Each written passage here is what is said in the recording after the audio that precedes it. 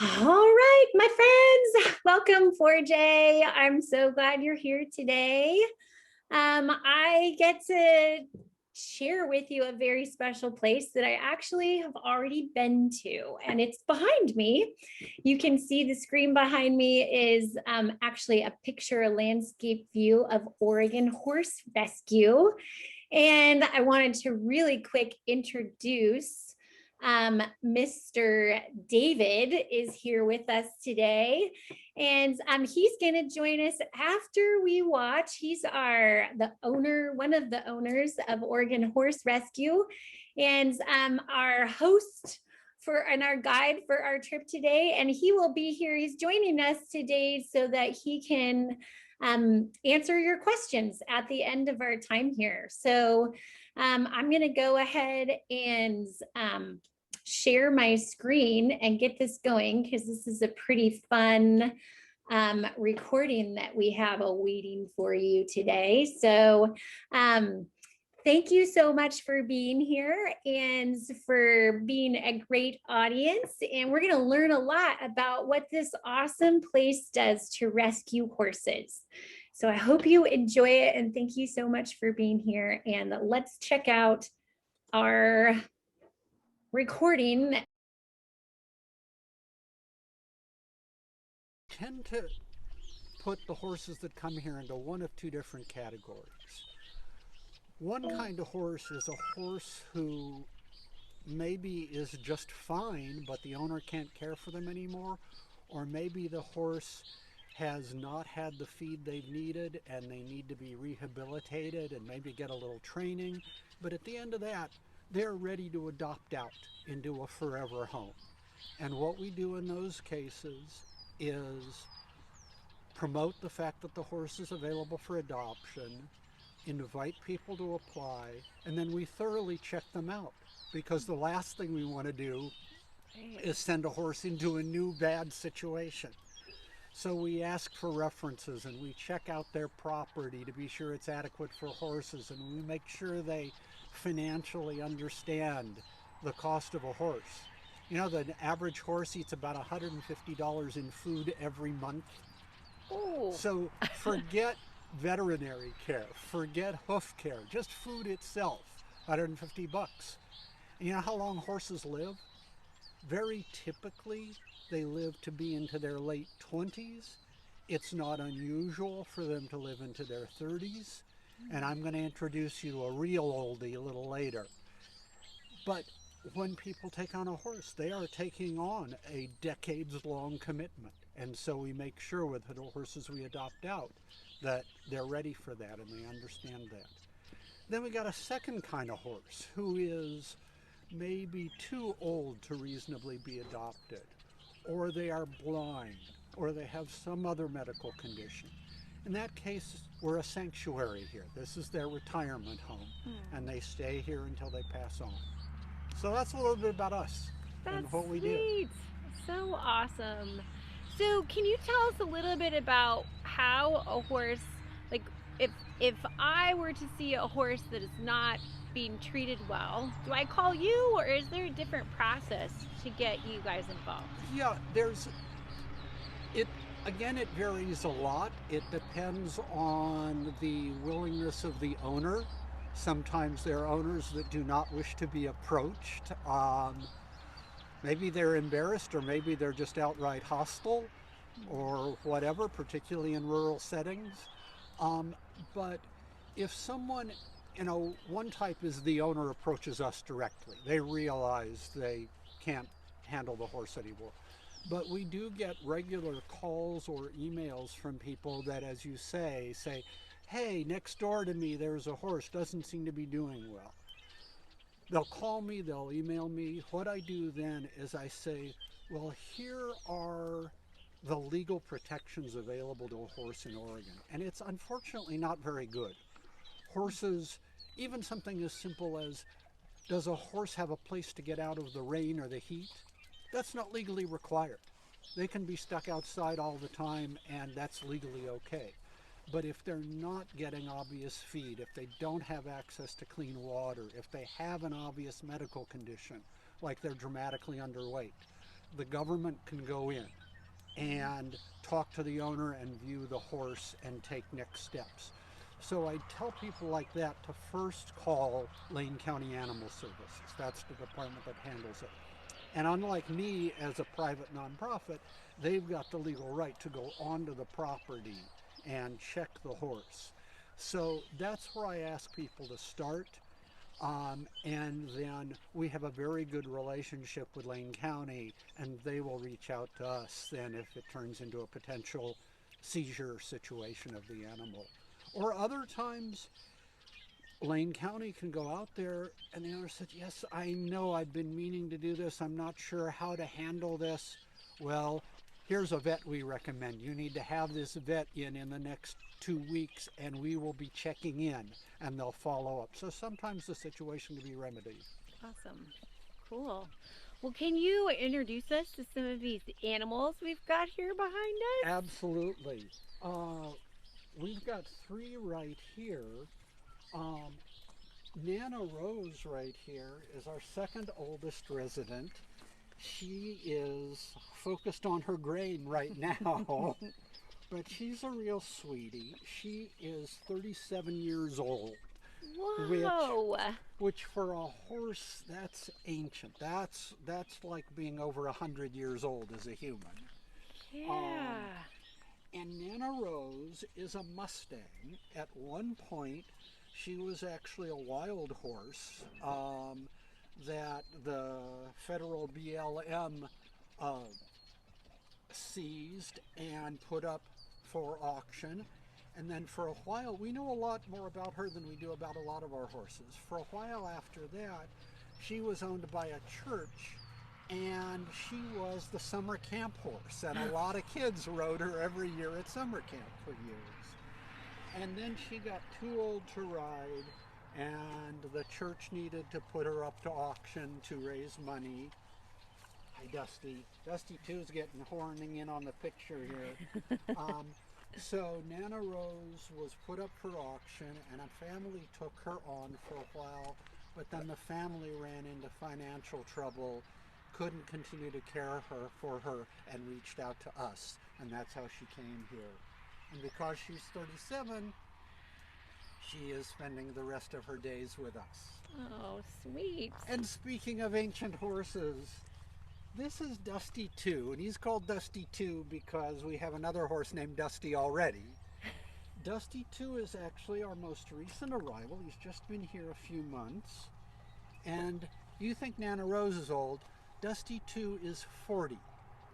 What? I will tell you the world record for a horse is about 53. Wow. But Dusty is 40, and he is, when not focused on his food, just the sweetest guy. He will follow you around like a puppy dog. And, you know, you can see classically with older horses, even when you feed them everything they want and then some, they'll start to lose weight in their hindquarters and across the top, and you can see that in Dusty. But, you know, 95-year-old people often lose some weight, and etc. So this is Dusty too. Oh my goodness. He's sweet. Yes, 40? 40? 40 years old. Wow. Guy, hang in there, Dusty. You guys provide such a beautiful space. He's like happy. He's going to be here a Well, while. and this enclosure with the 3 of them is nice because they've got the outdoor space, and then if you look back over there, you'll see that they have a passageway right into the barn. Mm-hmm. So if it's too hot or too cold, they can just wander into there, and they've got a big triple size area. Right. Sweet. And then the last of these, hi Honey Bun. Honey Bun is one of our blind horses. She's completely blind. No way. So she can be startled if I touch her suddenly. So I always try to hold my hand up. Hey baby, how are you? But Honey Bun is a 24-year-old miniature. She came to us because her owner became disabled and was no longer able to care for her. She is, the blindness is something, some horses adapt very well to blindness, others have a real problem with it. She's pretty well adapted. She knows her area. She doesn't run into things. And she's very sociable with the other horses. So she just loves having Dusty and Nana around to keep her company. And she'll follow them around by sound and scent and etc. Yes. Now, was yes. her blindness caused by old age or disease or Her condition of some sort? horses can get blindness caused by a variety of things. Hers was caused by an infection that happened before she ever came to us. Other kinds of blindness are caused by toxins that the horses may ingest. Others are caused, light-skinned horses, light-furred horses are more subject to blindness than others. The eyes seem to be more sensitive.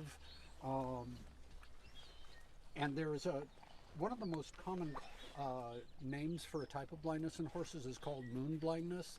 And many years ago they thought it had something to do with problems with night vision, and so it got dubbed moon blindness. But it's caused by a bacterial infection. It has nothing to do with the moon. Well, you guys, little honey bun. This is such a beautiful spot. I don't know if you can see too. There's other little turkeys out there in the background. Are those wild turkeys or your turkeys? They are wild turkeys, and we were kind of hoping that they would be down here. We take care not just of the horses, we take care of any creatures that need help. So you might see as we're walking up the driveway that there's grain scattered in the driveway, and that's put out for the turkeys. Oh, you do? We get wild turkeys every year. This year it's been huge. We've counted as many as 51 turkeys on the property at one time. But yeah, they're hanging out up there, and there are probably some others hanging up on that hill. Sweet. All right, so we're gonna pause for a moment. We'll be back and we'll move on to a different part. It was nice to meet these awesome horses. Okay, one quick question. Yes. So with Honey Bun, does Honey Bun ever run into like the fence because Honey Bun can't see it, or? She has, well, two-part answer for that. One is she really understands her space. It's you know, think of yourself being in a dark room. If you've never been there before, you're going to run into things. But if you, as you get to know it, you get a sense that, okay, this wall's about this long by touching it or whatever. So she knows it, and she really doesn't run into things. The other thing is we think, and the vet thinks, although we're not 100% sure, that she has just a tiny bit of light versus dark detection. Not enough to recognize anybody, not enough to figure out that this is feed and this is an empty bucket. She gets that by smell, or will rattle the feed bucket for her. Right. But we think she has a little bit of perception. Nice. Awesome. All right, Honey Bun. It was nice meeting you. Okay, I just thought of one more question. Yeah. Do these horses just stay in this area? This is their main home for these three? Yes, they stay in this area. Plus, as I say, they can go in the barn. Go into the barn. Okay. But for horses this age, this is plenty of room for them. Yeah. You know, if they were going to be out on pasture and only eating pasture grass, they'd need more space. The rule of thumb is 2 or 3 acres for the first horse, and then about a ½ acre for each additional horse after that. But because we feed them hay and we feed them grain, this is plenty of space for them to move around. Okay. And the fact that they are very old, very, very old, and blind. They're not like those two guys out there in the far pasture. They actually have 2 pastures of 4 acres each, because they're big guys, they're young guys, and they like to run around. Okay. Awesome. All right. We'll be back in 1 sec.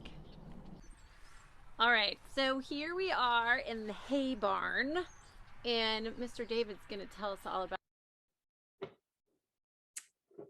Okay, so I stopped it really quick because I thought maybe if you had any questions, just a few, because we do need to get through this, but if you had any questions for Mr. David about those horses before you forget them. Can you ride Honey Bun?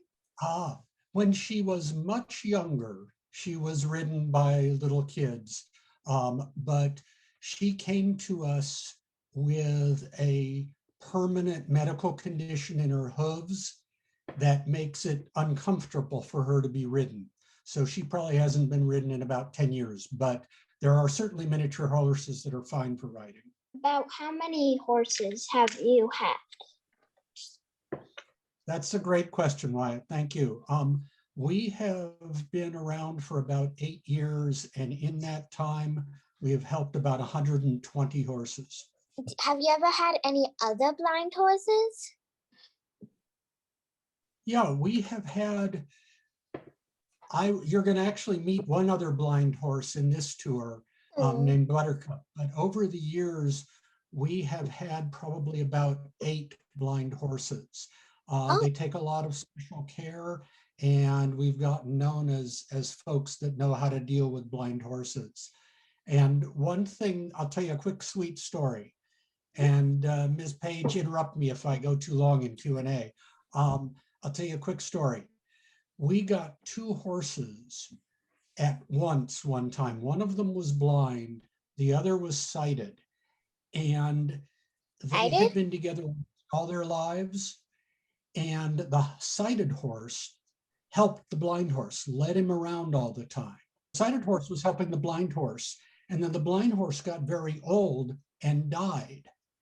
And the sighted horse at first honestly didn't know what to do with herself, because her job for all those years had been leading the blind horse around. And over time, over a few weeks, she started moving around more. She started galloping. She never galloped before. And it was sweet. She had been the helper all those years, and now she got to be her own horse. So the mainstay is grass of some type. Part of the year, there's just enough grass growing naturally in the pasture that they can feed on that. But depending on the horse's need, the size, the time of year, we supplement or maybe have the main feed being some kind of hay. And our farm dog Roper is going to show you the hay.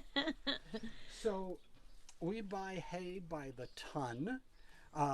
These bales vary in size. These bales are probably about 60 pounds a day, 60 pounds a bale. So back to Nana, she probably goes through one of these bales every 3 or 4 days. Whoa. So it adds up quickly. Yes. For younger horses, grass hay that's mostly harvested right here in the Willamette Valley might be all they need to eat. It provides all the nutrients they need. Some horses need a richer, more nourishing blend than grass hay will provide. One of the things we feed for them, and there's some in the other hay barn, is alfalfa. It's just another kind of grass, but it's a lot more nutrient rich. One of the challenges is every horse's nutritional needs are different based on their age, their breed, their habits. We joke about we got the skinnies and the fatties, and so we need to manage their diet appropriately. So that's the hay, the grass side of things.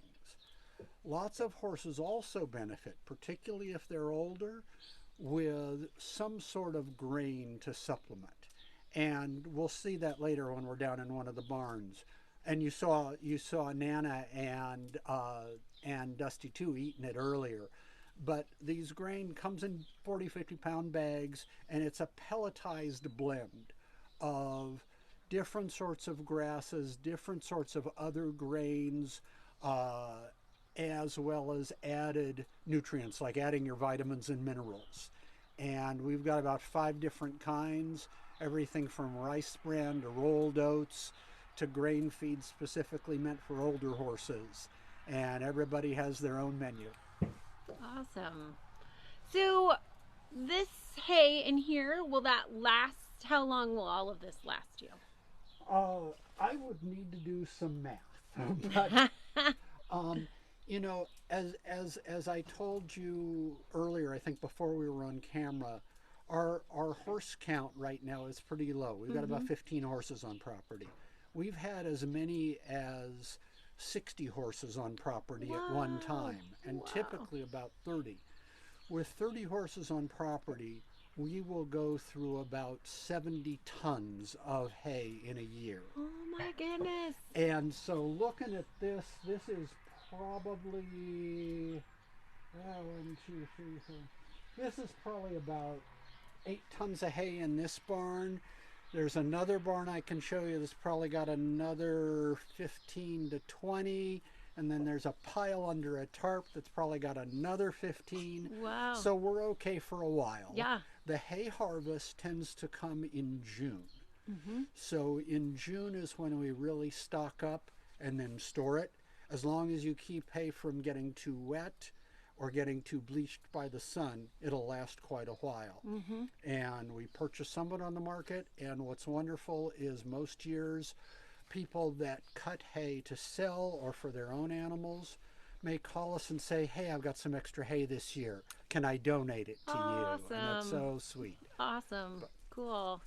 All right. Well, thank you. Let's head over. We're going to meet some more horses.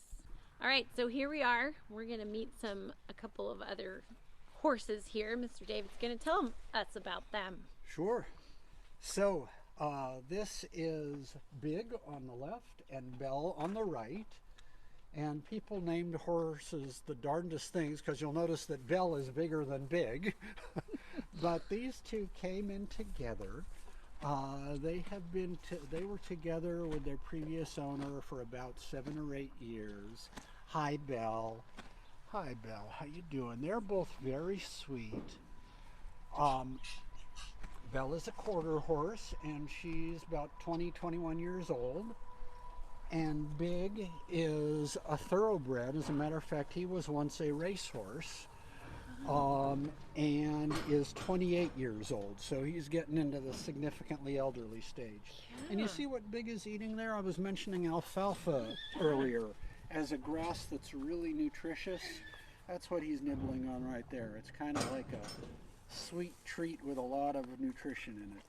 And I know the kids are going to want to know what's going on with Big's leg back there. Well, Big, like a lot of horses, seems to specialize in doing silly things that get them hurt. And Big walked through a fence about 10 days ago and cut his back leg on a fence post. And the vet came out and saw him, and he's doing all right. He's healing. The vet did an initial visit that day and cleaned it up and gave him a few shots of an antibiotic and an anti-inflammatory and bandaged him up. And my wife removed the bandage a few days later and cleaned him up. But then it started to get a little worse again, so the vet was actually out yesterday doing a follow-up treatment. Vets, dog vets can cost a lot. Horse vets can cost a whole lot, particularly because everything is a service call out to the site. Right, yeah. We have had years where our vet bill has been as much as $25,000. Oh my goodness. But Big's going to be fine. It just needs some more healing time, and it gets some goop put on it and the bandage changed every day. He'll be doing fine. Just takes a little time. Awesome. Big, take care of yourself. And then there's one more friend over here. Hey, Smokey. Smokey we know as the Magic Escape Man. Hi, Smokes. Uh-oh. Smokey is Houdini. He can go out of anything. And as a matter of fact, he's in here with Big and Belle today because he got out last night. And the arena was the easiest place to put him temporarily while a little fence repair. We've got double fences everywhere. No horse is going to get off the property, but he just wandered where he wasn't supposed to be. And as a matter of fact, our handyman Steve is working on fences. Hey Roper, you going to put in another cameo? Hey Roper. Roper wants to be a TV star. Hey Roper. There's Roper. So as a matter of fact, one of the things our handyman today is doing is working on a fence, one of the electric fences. They are electrified to give them a stun, not going to hurt them, but some of them say, oh, I understand, it hurts when I touch that, I'm never going to go near it again. Other horses frankly goes, it felt like a tickle. If I see something over there, I'm going over there. The other thing about Smokey is when he escapes, we've gotten pretty good about being sure that the barn doors are closed at night. Because he'll come into a barn and say, "Hey, the buffet is open," and start literally ripping open feed bags. So he's a sweetheart. He's our welcome horse. He is so. Some of the horses we get in have gone through some really serious trauma and really hard times. And Smokey is the person, and I say person, yeah, he happens to have four legs, but he's the person you like who comes up and says, "Hey, bud, how's it doing? It's okay here. You'll like it here. Relax." So he's kind of our welcome horse. Awesome, Smokey. And he's a quarter horse as well, just like Belle. And he's a younger guy. He's 16 years old. Yeah, he's young for your place. Yes, huh? yes, not young as horses go. You know, in the horse racing world, they will sometimes start riding horses at 3 and 4 years of age, which is too early in terms of the horse's overall health. But yeah, we have had horses as young as 6 months old here. But right now, our herd definitely skews older. Awesome. Okay, well, let's see. You want to walk over and meet our other blind horse, Buttercup? Yes, absolutely. All right, so here we are. We're gonna meet this little horsey right here. All right. So you got her okay there? Yeah. All right, so this is Buttercup. Buttercup is another horse who is completely blind. We don't know how she became blind, but she's been blind for a number of years, according to the vet. She came to us. She's, as you may well be able to see by her hind end and such, she's an oldie. She is 30 years old. Oh. She's an Arabian mix. And she came to us because she was not being well taken care of by her owner. And she ended up at another horse rescue on the Oregon coast. And they took her in very sweetly, but then quickly realized that they didn't really know how to deal with a blind horse. And they didn't really have facilities for a blind horse in terms of a level place with well-defined borders. And so they reached out to us and asked us if we could take Buttercup. And we did, and she's been here for about 5 years with us at this point. She splits her time depending on the weather and how she's doing and how she's feeling. She spends part of the time in a stall in the barn, in a double-sized stall, so she's got a fair amount of room. And then other days she'll come out to this round pen during the day. So speaking of that, so do the horses do most of them just like have a space and they can go in and out of a barn, or are most of them put away at night in a barn and let out during the day? All of the above. Okay. Depending on the horse and depending on the weather. Some horses are out almost all the time. Any horse that's going to be out overnight or in the heat of day in the summer is always in a place where they have a shelter they can get under. You may have seen out in the far pastures the shelters along the way, or they can get into a barn. In one of our barns we have these indoor-outdoor kind of stall with a patio, and we can close or open the door to the outside.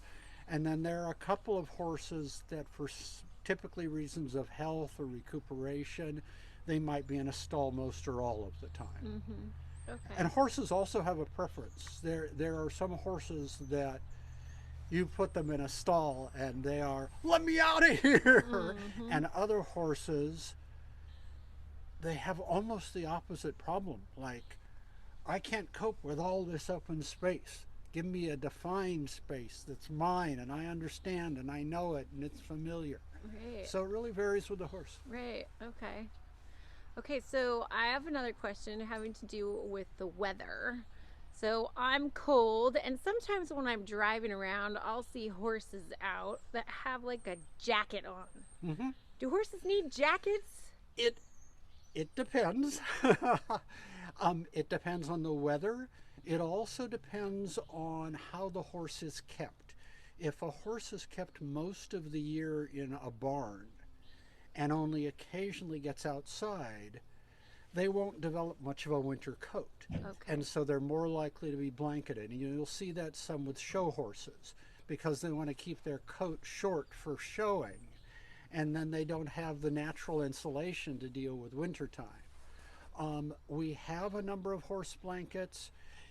We were lucky in terms of blankets this year. It's been a pretty warm winter, so we barely needed to use them. But the horses that you see out today all have been with us since our most recent arrival was in the early fall. So they built up good winter coats and they're pretty good. Now, if we had a 20-degree night, yes, the blankets would come out. Okay. Okay. Awesome. Okay, thank you. Mm-hmm. All right, we've got another horse to introduce you to here, folks. So this is India, and she's also munching on alfalfa. India is an Arabian cross. She's 23 years old. And she was one of the first 4 horses we rescued. At the beginning of the rescue, at the end of 2012, she was being kept by somebody that really had no business owning horses, and she was pretty much skin and bones when she arrived. But she has lived well here. She's one of those who is a permanent resident because although thankfully she doesn't have many symptoms, she has a chronic brain illness that's caused by a bacteria that there is unfortunately no cure for. And eventually it will affect her ability to walk and control her movements. But for now she's doing okay, so she stays with us and we take good care of her. Oh, what a happy space she has Yes, she does. to roam all around here. She's got a good place to live, happy life. Indeed. Awesome. All right, so here we are in the barn, and we're gonna read a book a little bit with a horse. This is Nana that we met at the beginning. Roper's helping with this. Is it okay if I venture in? This is where the horses live when they're inside.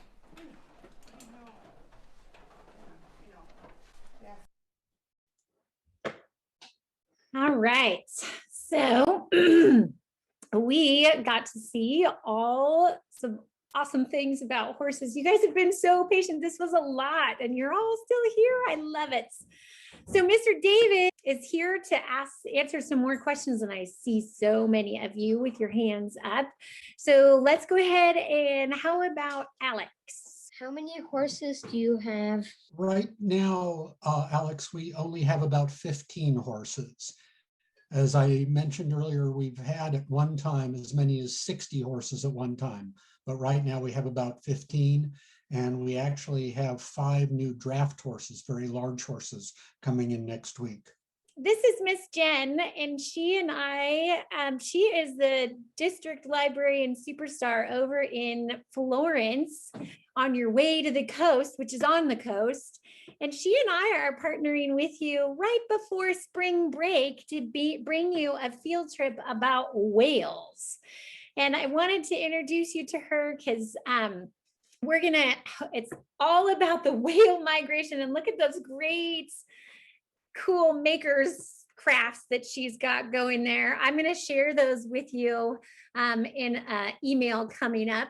But we get to go and visit with Carrie Newell, who is a marine biologist and expert on the whale migration. We may or may not get to see seals, but we'll be on the ocean, or whales. We may get to see seals. So it's just going to kind of be a fun adventure. And we're actually going to record that. Look at those great crafts. We get to go record those this weekend. And so we'll be sharing those with you in the upcoming weeks. So next week, we'll be going to the Newport Aquarium. And then Miss Jen and I get to present the whale cross your fingers trip / seals. But Carrie Newell's she used to be a teacher too. And she's an amazing scientist who has learned a lot about the whales. So we get to do that on March 17th. So just wanted to share, she was our guest today. Wanted to learn about the horses and visit us as well. So thank you for being here. Thank you for introducing me. Hi, I can't wait to explore the coast and the whales with everyone. It's going to be so awesome. Thank you. Thanks. All right, so Mr. David, thank you so much for being here with us today. This is where the horses get to hang out, stay warm and dry, or cooler in the summer. Oh my gosh, yes. I know, bath time soon. So do you ever ride any of these horses? Some of them are rideable, and indeed part of the process, if we're rehabilitating a horse to be adopted, we obviously want to be able to tell the potential adopter, is this horse rideable? Mm-hmm. Is the horse suitable for a beginning rider? Do you need somebody more advanced? So yes, either we or one of the trainers we use will check out horses, first starting them with just so-called groundwork, where they're just basically walking them around and making sure they're responsive to commands and direction, and then riding them in some cases. Okay. Awesome. So we are just about done, and we're hoping that Mr. David can join us next week when we're live to answer the many questions that I know you have that I did not ask. And so we will just sign off and say thank you so much, and we hope we get to see you next week. And this has been awesome. I'm gonna go sit and pop a squat with Miss Nana here and read. All right, so it's story time, and Nana is right behind me. She's gonna join us for story. And this week's book is called The Girl Who Loved Horses by Paul Goebel. And, oh God, we got a little bit, there we go. This was actually a Caldecott book. It's kind of old. The story was written in the 70s, 1970s. That was a while ago, but the story is sweet. It's about a Native girl, a Native American girl, and her story about horses and how she connected with them. So Nana is going to join us while we read The Girl Who Loved Horses. So Paul Goebel is an orchestrator. He wrote the book and the words and illustrated the pictures. And so remember, the Caldecott Award is awarded to a book that is noted for its amazing pictures. And he used the medium of painting to create these pictures. The people were always moving from place to place, following the herds of buffalo. They had many horses to carry the teepees and their belongings. They trained their fastest horses to hunt the buffalo.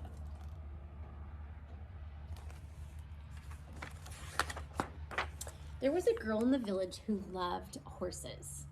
She would often get up at daybreak when the birds were singing about the rising sun. She led the horses to drink at the river. She spoke softly, and they followed. People noticed that she understood horses in a special way. She knew which grass they liked best and where to find shelter from the winter blizzards. If a horse was hurt, she looked after it.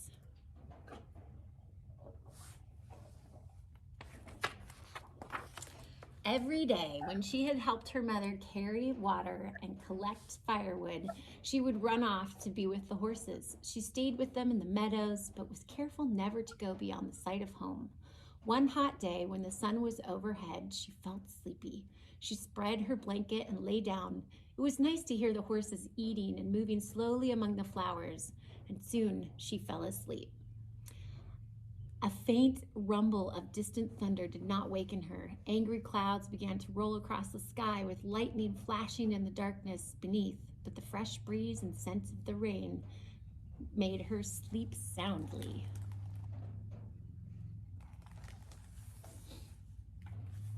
How's it going, Nana? Suddenly there was a flash of lightning, a crash, and a rumbling which shook the earth. The girl leapt to her feet in fright. Everything was awake. Horses were rearing up in their hind legs and snorting in terror. She grabbed a horse's mane and jumped on its back. In an instant, the herd was galloping away like the wind. She called to the horses to stop, but her voice was lost in the thunder. Nothing could stop them. She hugged her horse's neck with her fingers twisted into his mane. She clung on, afraid of following under the drumming hooves. The horses galloped faster and faster, pursued by the thunder and lightning. They swept like a brown flood across hills and through valleys. Fear drove them on and on, leaving their familiar grazing grounds far behind. At last, the storm disappeared over the horizon. The tired horses slowed and then stopped and rested. Stars came out and the moon shone over the hills the girl had never seen before. She knew that they were lost.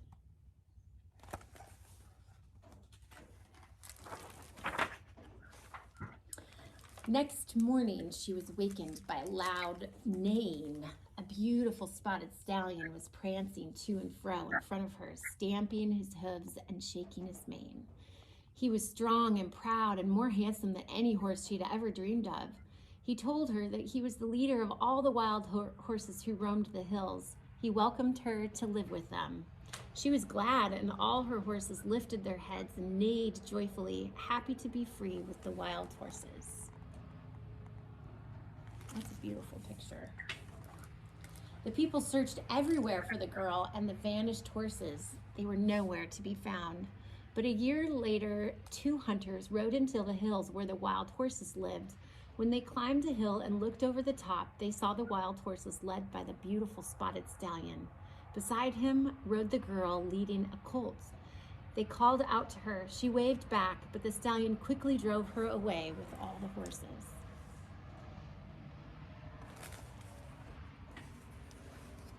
The hunters galloped home and told what they had seen. The men mounted their fastest horses and set out at once. It was a long chase. The stallion defended the girl and the colt. He circled round and round them so that the riders could not get near. They tried to catch him with ropes but dodged them. He had no fear. His eyes shone like cold stars. He snorted and his hoofs struck as fast as lightning. The riders admired his courage. They might never have caught the girl except her horse stumbled and she fell. She was glad to see her parents, and they thought that she would be happy to go home again. But they saw that she was sad and missed the colt and wild horses. Each evening as the sun went down, people would hear the stallion neighing sadly from the hilltop above the village, calling for her to come back. The days passed. Her parents knew the girl was lonely. She became ill, and the doctors could do nothing to help her. They asked her what would make her well again. "I love to run with the wild horses," she answered. "They are my relatives. If you let me go back to them, I shall be happy evermore." Her parents loved her and agreed that she would go back to live with the wild horses. They gave her a beautiful dress and the best horse in the village to ride. The spotted stallion led his wild horses down from the hills, and the people gave them fine things to wear, colorful blankets and decorated saddles. They painted designs on their bodies and tied eagle feathers and ribbons in their manes and tails. In return, the girl gave the colt to her parents. Everyone was joyful. Once again, the girl rode beside the spotted stallion. They were proud and happy together, but she did not forget her people. Each year she would come back, and she always brought her parents a colt.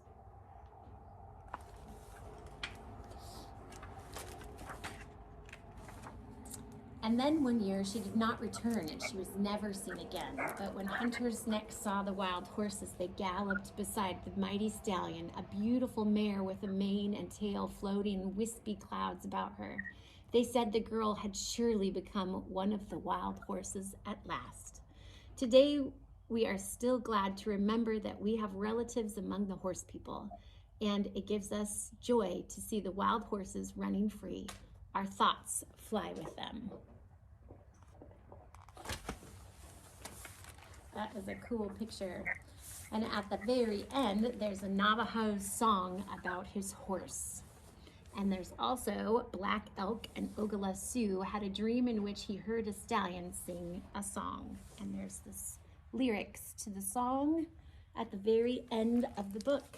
This is a book that many of you will find in your libraries because it is a Caldecott award-winning book, and hopefully your library will have it. So if you want to put this book on hold for your next library curbside checkout, you can do that. You guys, thank you. And there's Nana. I was covering up Nana's face. How rude. Thank you for joining me today. It was great. We can say goodbye to Nana. And next week, I look forward to seeing you again for our next adventure.